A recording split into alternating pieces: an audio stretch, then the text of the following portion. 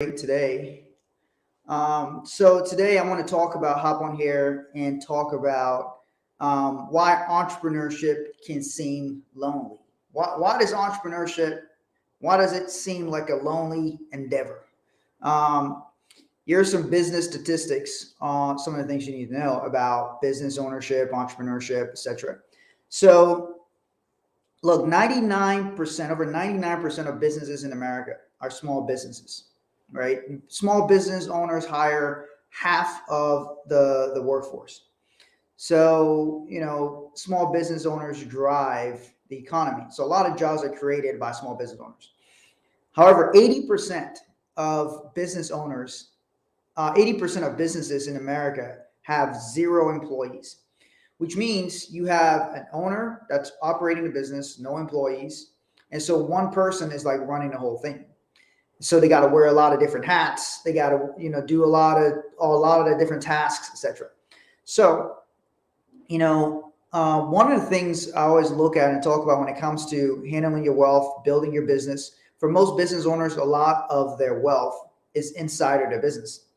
So if you are a business owner and a lot of your wealth is in your business, or you aspire to have a business someday, or you're interested in entrepreneurship, then, this conversation is for you.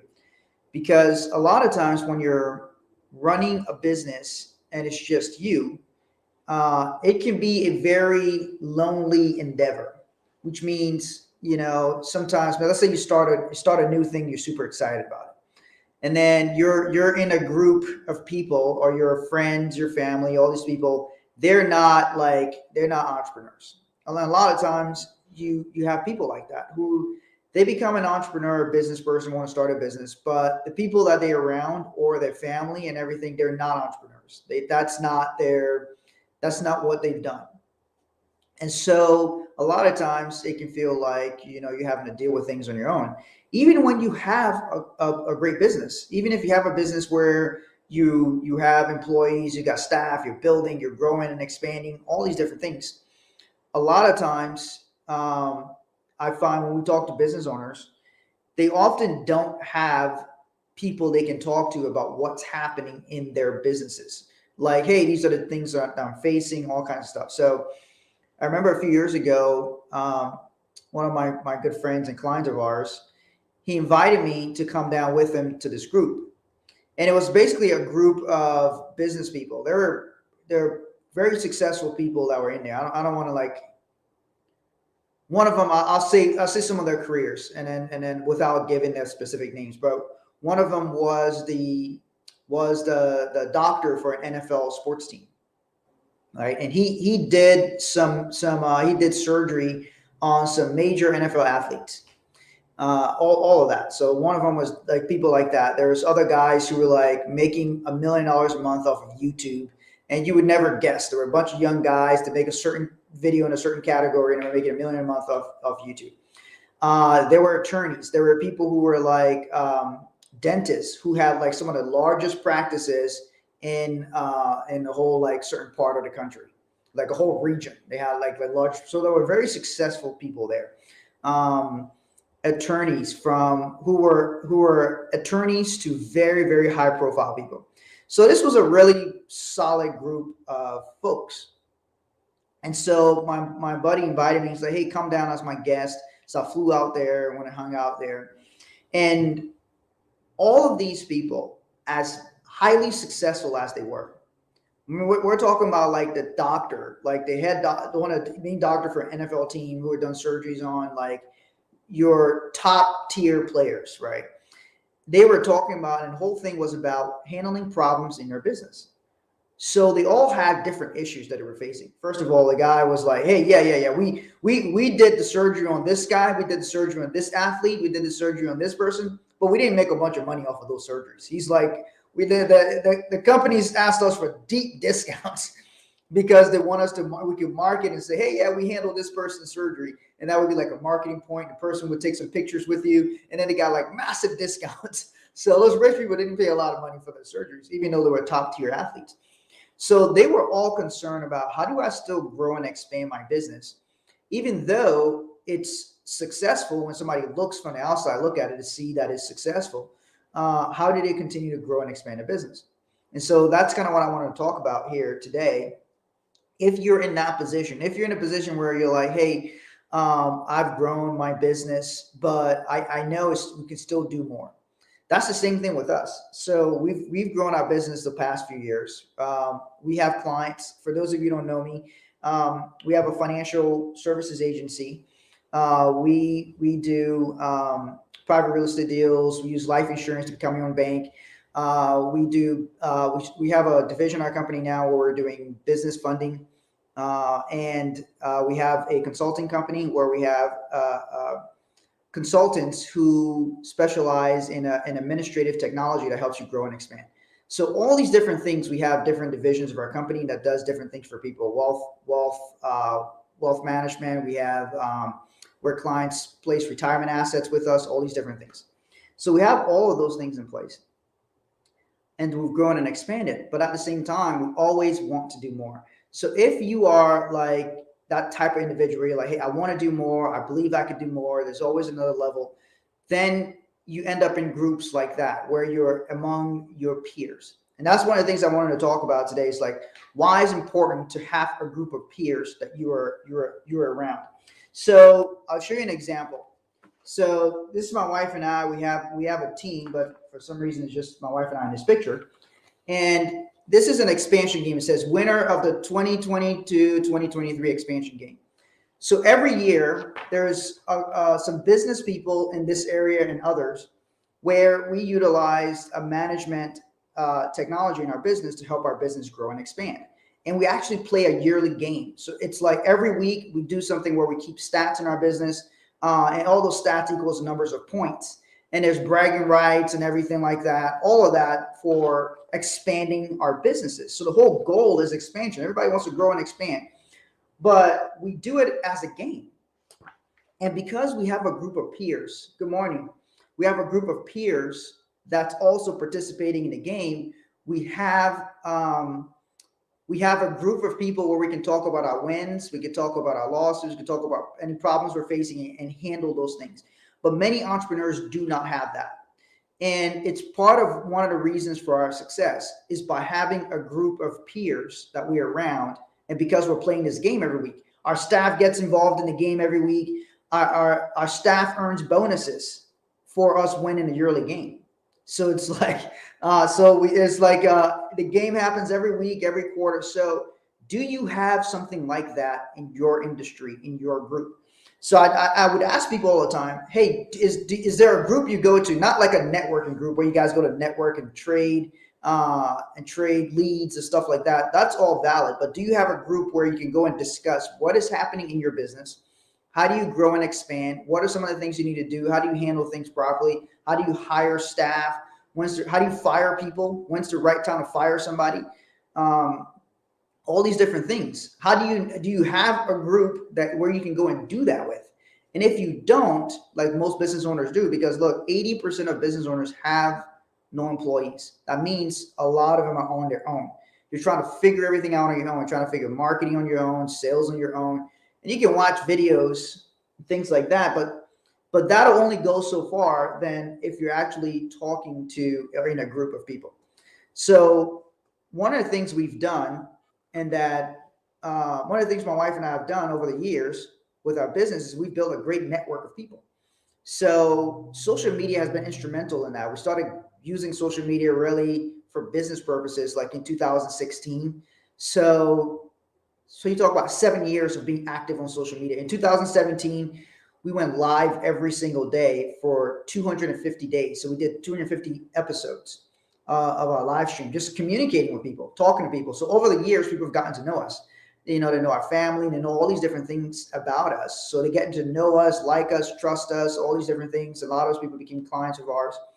So a lot of times people will reach out to us as a resource. They'll say, hey, I'm looking for this type of connection. I'm looking for this type of thing. I'm looking to raise capital for this type of deal I'm doing, all of that. And then we will connect them with people. So it became kind of normal within our circle where we would connect people with relationships that we already had. It was just kind of something we did. It was not something we actively formalized, though. It's just like we connected people with different things. And I realized that over the years, our client base has grown. And so we started connecting some people who are clients of ours with other people who are clients of ours.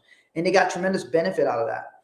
So one of the things that I wanted to do, because we have a group of peers, every Wednesday we get together with a group of other business people, and we discuss different things happening in our business, and we apply a very specific administrative tech or management tech on how to run and operate a business so that your business expands. We do that. And we do that every Wednesday. Is a private group that we're in. And so we do that. And then every week we have a game we play with other business owners about expansion. You know, who's going to expand more this week? And we keep stats and track everything in our business, all of that. That has been extremely vital to the growth of our business. I mean, it's every single week we're like, okay, who's winning this week? What's the number of points? Everything. And so everybody's focused. All the people in our company, our staff, everybody's focused on growing and expanding. So imagine if you had that in your operations every single week, where you're focused extensively on growing and expanding your business. When we ask business owners, what do you want? I want expansion. I want to grow. I want to expand. Okay, great. What are the steps? How are you actually going to do that? How are you going to be accountable for that? And does your team understand that? And do you have incentives tied to it? Meaning, are there incentives tied to your team helping the business to grow? And so that they can share in the rewards of helping the business to grow. So I started to do that. One of the things that I also noticed, because we have a financial business, so over the years, I mean, I've had tens of thousands of conversations with people about their personal finances. Okay, so my wife Chelsea and I have 25 years experience in the financial field. We both started in our 20s. I started in my early 20s. She started working at E-Trade at 18. You know, E-Trade Security. She was like the youngest person hired there. And then she went and did real estate, and she came back to the financial industry. So when you take that experience and you take the conversations that I've had with so many people, like even in my DMs, every day there's probably like 100 people that we engage in conversations with just in my DMs alone. So when you look at the amount of conversations we have with people, and the amount of data and the amount of things people share, we can put together what lots of people are saying about the things that they're dealing with and they're struggling with.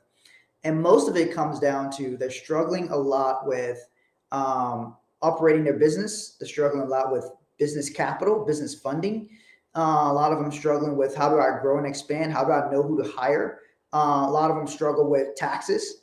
Most people feel like they're overpaying their taxes, but aren't exactly sure what to do about it.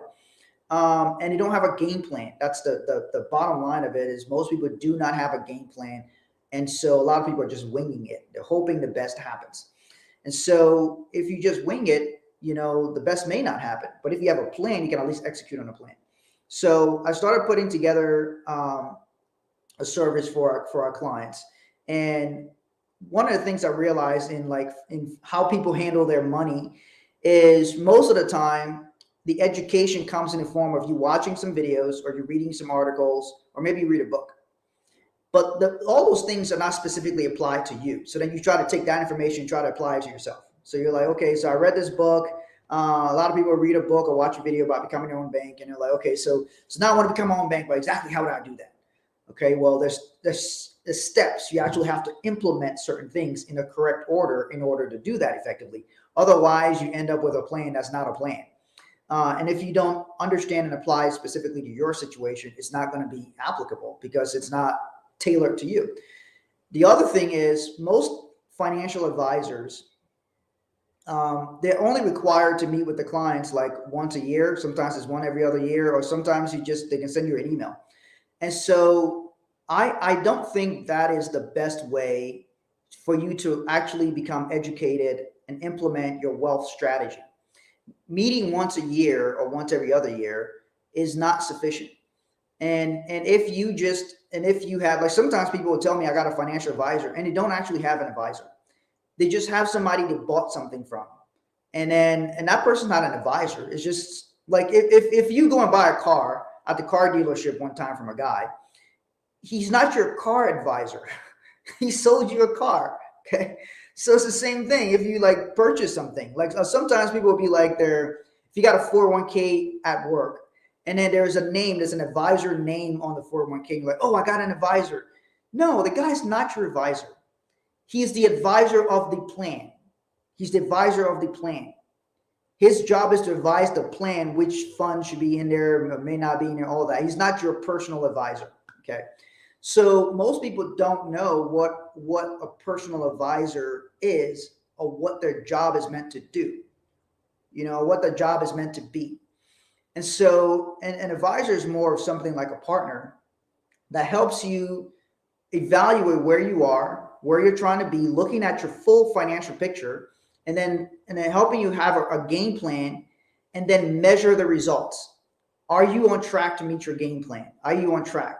Somebody who just tells you put your money in an index fund, that's not an advisor. That's just some things people say that may or may not be appropriate for you. Or somebody says, yeah, max out your 401k. Okay, well, how do you know that's the best thing for you? The other day, somebody called me and they're like, hey, my folks are in retirement, but they're still pay taxes on their retirement account. I'm like, yeah, because that's the type of retirement account that they have. And so they're like, oh man, that sucks. I'm like, yeah, but that's the retirement account that they have. So a lot of people don't know that some of these accounts that you have for retirement, you're paying taxes when you're working. And in the future, when you're not working and you're taking money out of those accounts, you'll still will be paying taxes on it. And even if you don't need the money, they will force you to take the money out because the government needs their tax money. So if you start doing tax planning, then you can actually plan and strategize and do things properly. So that's some of the things we help our clients to do. I wanted to build something for our clients where their finances are being looked at on a closer basis. I look at my money every day. Now, you don't have to look at your money every day, but I look at my money every day. I look at my cash accounts. I look at everything. Now, why do I do that? I do that because every time I look at my money, I'm drilling. I'm practicing confronting my money, confronting my financial situation. Most people have zero idea about their finances. Some people don't even know how much money they make. How much money do you make a year? How much money do you make every month? Oh, let me think about it. They don't know. This is your tool, your wherewithal to operate on the planet, because in our planet, you don't grow all your own food. You don't go and hunt kill your own meat. You don't do all that stuff on your own anymore. Okay. So the wherewithal you need to survive on this planet is money. And so if you don't know your money situation and is a mystery to you, your survival level is a mystery because you don't even know your survival level. If you don't know your burn rate, how much money you're burning through in your household and your business, you don't know how long your cash on hand is going to last because you're not paying attention to it. So it's something that you have to be able to confront. And most people don't confront it because they look at it like it's scary and all of that. So when you're in business and you have a group of peers around you, it helps breeds accountability. So that's one of the things we do for our clients. We have a program where we look at their whole financial picture and help them throughout the year. And then we also track 12 areas of their finances. You've never tracked 12 areas of your finances before. I assure you that. You've never done that. We track 12 areas of the finances to make sure everything is moving in the right direction. And then we meet at least quarterly to discuss what strategy we need to do, what do we need to do to reduce taxes. And we also are now launching where we'll be getting together monthly with a group of peers. We may even do it every 2 weeks or so, but we're getting together monthly with a group of peers who are our clients. I'm only going to do this for people who are clients of ours. So if you're interested in our services and everything, send me a DM. But I'm putting this together because for people who are clients of ours. And it's going to be a group of peers where they can get together and learn everything about what do I need to do for business capital. Well, in that group, but in that group, what do I need to do for business capital? Whatever problem you're having in your business, we're going to have our consultants. We have a partnership. We formed a consulting company with trained consultants on small businesses. So we help you evaluate your business, do an assessment of your business. Where are you at with your business? Where are you at with your finances? All those different things. And then how to handle that. Yeah. How to handle that. And then discussing whatever problems you're having. Do you want to know? Like, we have a hat. We write up our policies and procedures on how we hire people. We have a hat on how we hire people. Why we do this number of interviews we do. The assessments that we do before we hire anybody. Why we do those assessments. How those assessments are looked at. And then how we're able to get rid of somebody if we make a bad hire. Our goal is to not make bad hires, but we have a whole write-up on that, on how we do it, which tools we use, how we evaluate somebody, how we do our interviews, the questions of our interviews, why it's done a very specific way. All of that is a whole pack that we have on that. Just that alone is worth a tremendous amount to business owners, so they can get access to that in our deal. So we make that available for people. Tax planning, we help them plan their taxes so that they can reduce their taxes so you don't overpay your taxes to the government, because why would you want to give the government more money than they need from you? They shouldn't even take as much money as they take anyway. So there's that aspect of it. Then there's overall financial planning, where you look at all your finances in one place and actually make decisions that increases your net worth. So the reason why you want to increase your net worth and you want to increase your income is so that when you actually are being an investor, you can be an accredited investor. An accredited investor gets access to private deals and private funds and venture capitalist deals and all kinds of different things that is not available to the public. So many times people will ask, oh, I want to grow my money. I want to do all these different things. But realize not everything is accessible to you if you are not an accredited investor. There's lots of deals that won't take you. Even if you have the money, it won't take you if you're not an accredited investor. So understand there's different layers and different levels to the types of deals you can get into, whether it's private real estate deals, investing in private companies before they go public, all these different things that may not be available to you if you're not an accredited investor. So increasing your net worth and increasing your income is extremely important to that process, because you're becoming an accredited investor is based one of the qualifications is financial. Is your net worth above a certain amount, and is your income over the last 2 years above a certain amount. So we go over all those things with our clients and show them how they can do all of that, plus how they can grow and expand their business, because that's what most people want to do. If you're a business owner, how do you grow and expand so that you finally have help and you don't have to do everything yourself? And how do you not pay so much in self-employment taxes? Because you started your own company, now you got to pay self-employment taxes. How do you minimize and strategize all these things? So we go over all of that and help our clients flourish and prosper in there. So if you want to understand or learn more about how that works, and you want to participate in our group of peers where we discuss all these things and how we grow and expand our businesses, how everybody in our expansion group, how everybody's expanded year after year, send me a DM, and then I'll talk to you about what's all involved and who we take on and who it's right for. All right. So if you have any questions, send me a DM, and I'll look forward to talking to you guys later. Have a great rest of your day.